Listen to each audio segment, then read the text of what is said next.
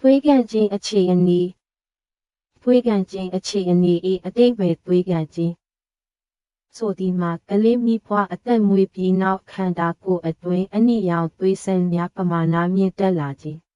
ဖြစ်သည်၎င်းသည်သွေးကြောမှထုတ်ယူသောတန်ဖိုး65ရာခိုင်နှုန်းနှင့်ညီမျှသည်သို့မဟုတ်ပိုမြင့်နိုင်သည်ဆိုလိုသည်မှာသွေးထဲတွင်ဟီမိုကလိုဘင်အဆင့်သည်30ထက်ပိုများနေသည်အကြောင်းပြချက်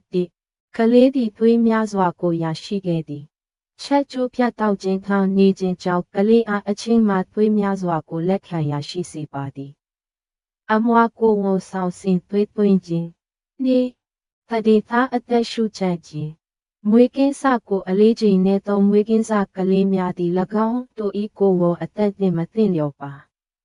လာမစေဘဲကလေးအမေမှာသွေးတိုးရှိတယ်ကိုယ်ဝန်ရှိစဉ်သို့မဟုတ်ကိုယ်ဝန်မတိုင်မီဆေးလိပ်တောက်ခြင်းသုံး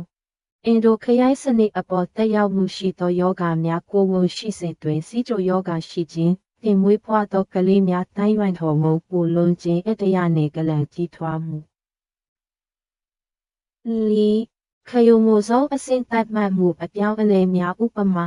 17 73သို့မဟုတ်18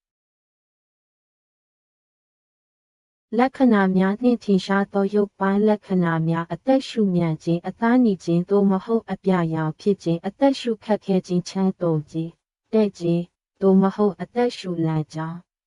ချိုးယွင်းခြင်းကြောက်ကပ်တွေပိတ်ဆို့ခြင်းဥလန်းကြောင်းသို့သွေးထောက်ပံ့မှုရောနေခြင်းကြောင့်ဥလန်းကြောင်းပျက်စီးခြင်းပိုင်းနာအော်အန်ခြင်းဝမ်းထဲတွင်သွေးပါသောဝမ်းပြက်ခြင်းခုသမှုအများသင်္ကေတ90ရာခိုင်နှုန်းသို့ဆိုရင်သွေးရန်လိုအပ်နိုင်သည်ကလေးကပါလက္ခဏာမှာမပြရင်တောင်ဖြင့်တန်ဖိုးကို60ရာခိုင်နှုန်းအောက်သို့လျှော့ချရန်လိုအပ်သည်နေ့65မှ90ရာခိုင်နှုန်းယောဂလက္ခဏာများမပြတော့လဲနောက်ဆက်တွဲယောဂများကိုအနီးကပ်စောင့်ကြည့်သင့်သည်